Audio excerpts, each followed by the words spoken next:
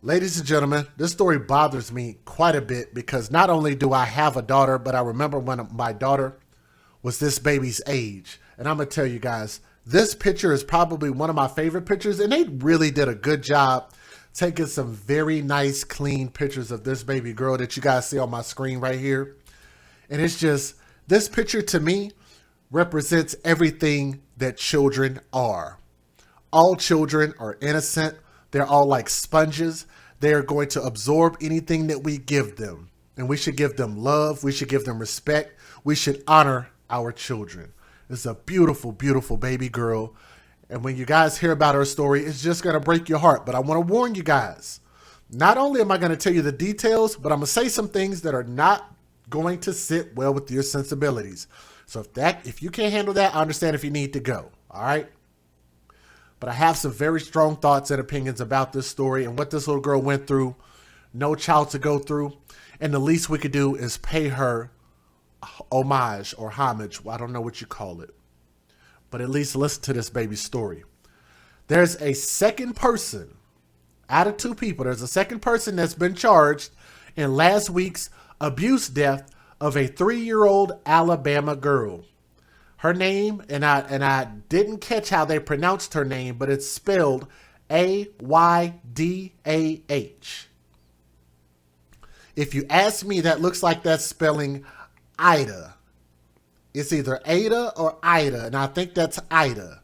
But I could be wrong, and I could be mispronouncing this baby's name wrong.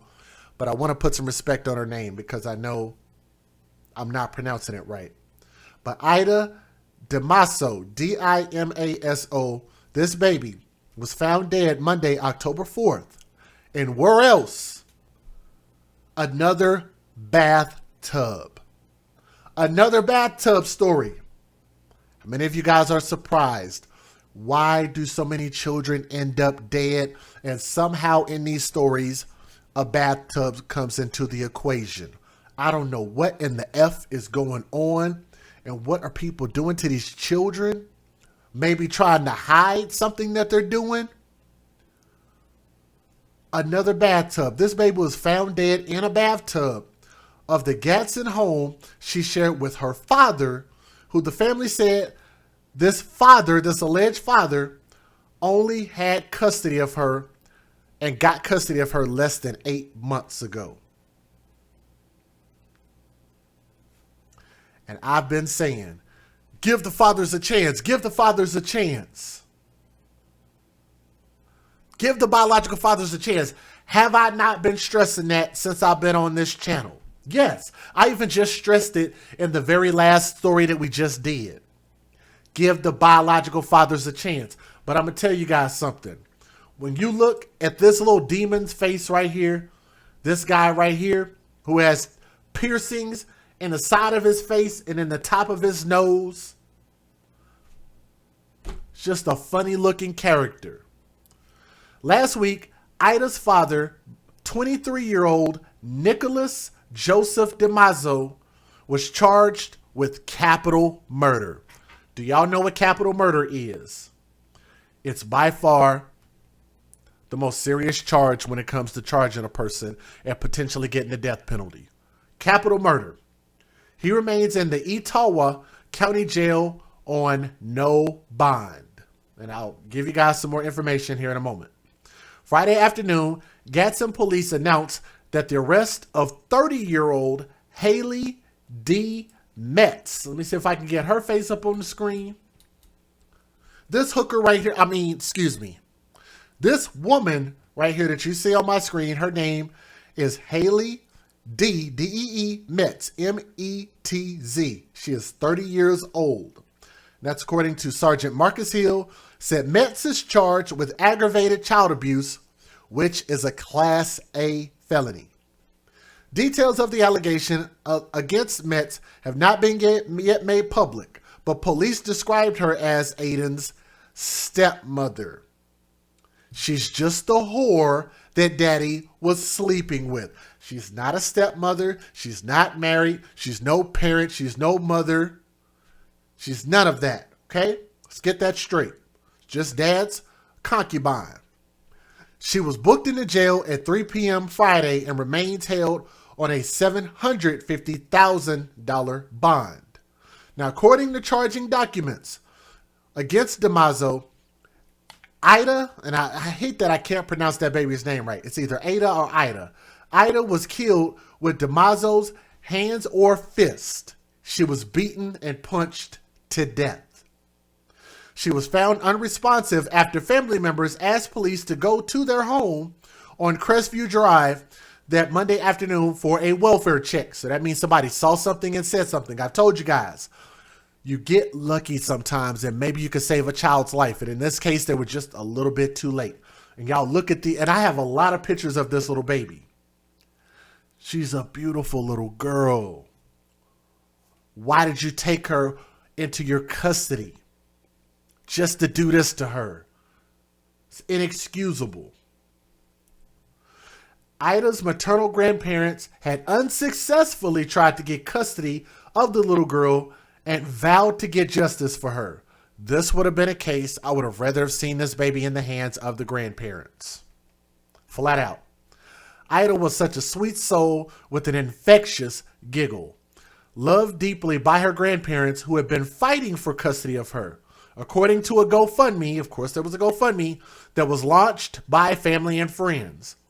The system let her down, and so sadly this tragedy was utterly preventable. Now, what's my stance on the system failing this little girl? We could say that the system failed, and yes, it did. It placed the baby in the wrong people's hands. That's just a matter of fact.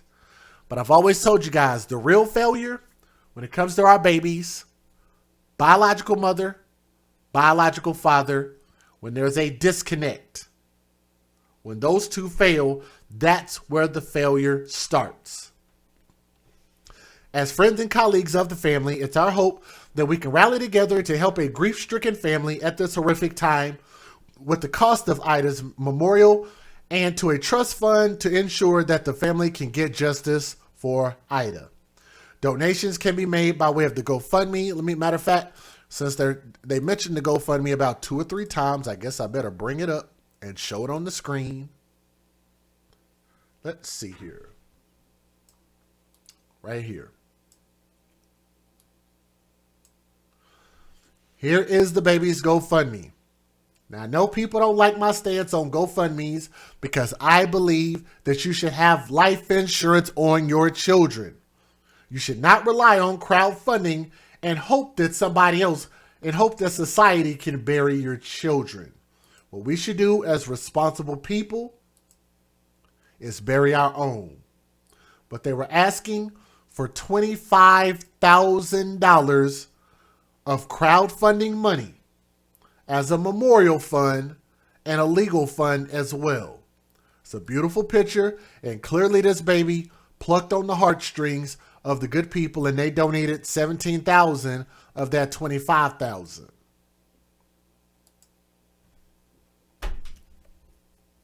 Saying that my heart is shattered is an understatement, but what keeps me moving forward is the anger that I have towards this corrupt system, according to Chandra Poe Davis, who was Aydah's grandmother, said in a Facebook post that was used by the news with her permission. I will fight this system to the end. She knows I won't rest until I know that her death was not in vain. I want everyone to know how hard we fought to keep her safe, how the system failed us on every level, and how so many families all over the country are going through the same hurt dealing with this horrible system. We're going to fight this to the end, and we believe that. Let me give you guys the fair usage, and I think I got a couple of news videos, so let me show you that. Here we go. Let's get it in. Federal law allows citizens to reproduce, distribute, or exhibit portions of copyrighted motion pictures, videotapes, or video discs under certain circumstances without the authorization of the copyright holder. This is called fair use. It is allowed for purposes of criticism, news reporting, teaching, and parody, which doesn't infringe of copyright under 17 U.S.C. 107. And if you guys are watching this right now, do me a favor and please click that thumbs up. Every single thumbs up is like a virtual hug to these children, okay? So make sure you guys click that thumbs up and show them some love.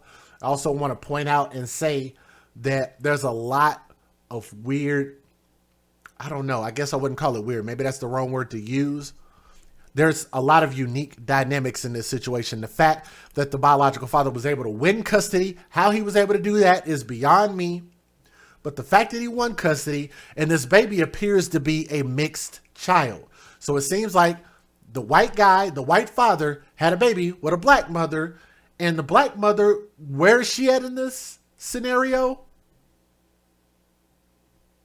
We haven't heard from the biological mother, but we know that biological dad is white and his girlfriend are being held responsible for this baby's murder. And it sounds like from the interview that the grandparents are probably black, just based on my guess and based on the fact that the baby looks mixed. So there's a lot of dynamic here, but there was only one news video and it was short as shit. Excuse my language.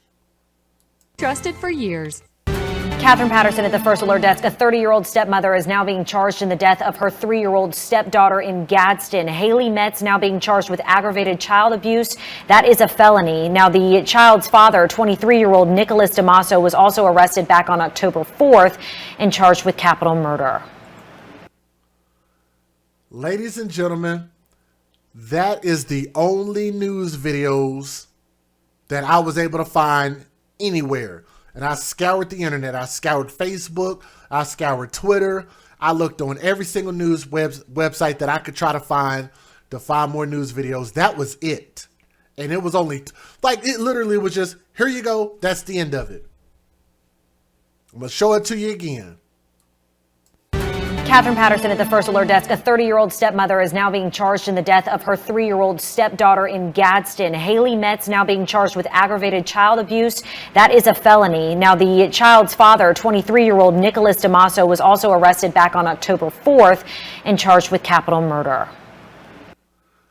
Look, I'm going to tell you guys something because I have to be honest. I have to be honest, and this is just me being honest. Y'all know I'm not the type to really pull the race card. I'm really not one of those people, not at all. But I did notice how when I looked up one story, like every single news website was covering this one particular story, and I was able to find 20, 30 news videos easily without even looking. I didn't even type in the full details of the boy's name. I typed in like his first name, hit enter, boom. All kind of videos showed up. I looked up this baby's information, first name, middle name, last name. I had her obituary. I had even like I found this picture on Facebook. I had her age. I had her parents' name. A 20-second news clip. Come and go. The only reason I bring that up, I'm not saying that the media is racist. I'm not going to say that. That's not what I'm trying to do. What I'm saying is that on the news outlets, they talk about so much other stuff that is not even important. I can guarantee you that there were probably celebrities on that same news broadcast, the same day that they broadcasted that 20-second video, and they got all kind of airtime. The celebrities got all kind of airtime, you know, maybe some country fair, some cooking show, some, you know, let me bring somebody on to talk about their new book that just came out. But why couldn't this baby get some attention? Why couldn't they show her some love? Why couldn't her story be a featured story? There can't be that many children that are having this type of thing going on. And I'm just speaking from the heart. This is completely unscripted. I could be totally wrong in what I'm saying. So if I'm wrong, please tell me if I'm saying something that's wrong. This baby girl's story absolutely should be heard by the world. Why not? All children's lives matter. We spend so much time talking about all of these grown people that lost their lives and lost their lives in these really odd ways. But when are we going to step up and speak for the children? When are we going to give the children a voice? Their voice and their platform should be the biggest. Their videos should be getting the most views, the most attention, the most shares. It should have the most information. Why? Because it's the most important. Why her father didn't give a crap about her, I don't know. Maybe because her father ain't shit. Why haven't we heard from the biological mother? Because here's one thing they won't talk about. Why don't they talk about why the father got custody in the first place? So I want you guys to think about this. That means the only thing it could mean, unless I'm wrong, you got to come out and say something. Don't just sit there and be like, you got all your facts wrong, Judge Jay. You need to do some research. You need to come down here and live with us and find out. You need to come live in the house and come live with us and come sleep in our bed so that way you can really know what happened to this baby. No, the hell I shouldn't. No. It's very easy for you to put this baby story out there and tell us what happened. Social media is a wonderful thing for us to be able to spread information like wildfire. Why haven't we heard from the biological mother? Where is the biological mother? Why did she lose custody? Because that would have to be the only reason that custody would have been handed over to the biological father. Now, I will tell you guys this in response to the grandparents being mad because the state skipped them up. Well, maybe you have to point the finger at people like me. Blame me because I've been advocating for fathers, and I'm going to tell you, this knocks us back 10 steps. We take 10 steps back because of this dumbass father. You gave this fool a chance, and he helped murder his own baby. If you didn't give a crap about her, why did you take custody of her? Why did you agree to take custody? Why even fight for custody? Why fight the grandparents? They clearly cared. They clearly just wanted this baby to grow up and become something great. All you cared about was that little skank skeezer girlfriend of yours that you wanted to be sleeping with. You didn't care about this baby. So why take her? Why take her from this earth? Why did she deserve that? She didn't. Aydah DiMaso deserves so much better than that. And I told y'all, these pictures, I don't know who took these pictures, if they were professional pictures, but these are amazing pictures. And I'm going to tell you, those pictures are going to haunt me. And it hurts my soul because I would have taken this baby right here and right now. And I would have told my daughter, and shout out to my daughter, you have a new baby sister.